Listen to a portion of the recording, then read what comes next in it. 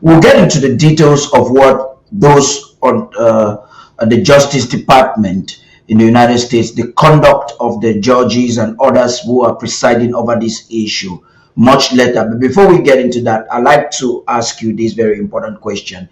In your letter you to the Attorney General, you also copied the Secretary of State, Anthony Blinken. Can you explain why you felt the importance to include him in this correspondence?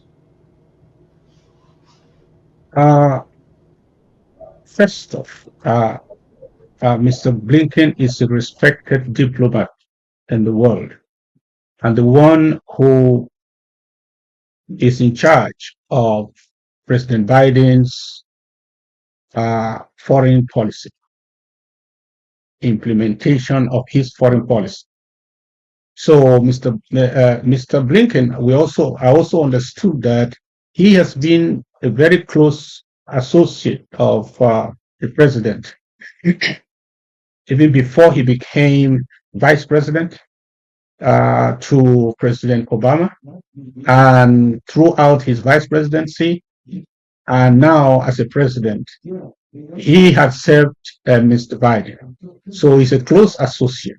He's somebody who really has the ears of the president.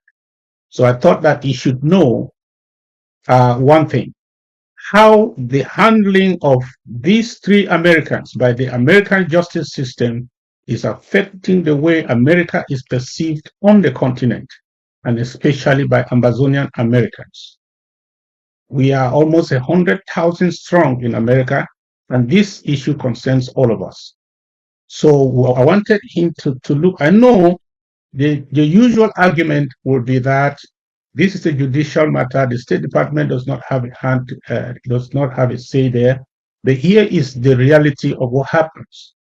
There is no way the justice system can just go across the ocean and start adjudicating on a matter that is happening in another country involving Americans without the Justice Department giving a tacit nod to that action, or allowing it, because they may not have the power to decide, but they have the power to question what is going on.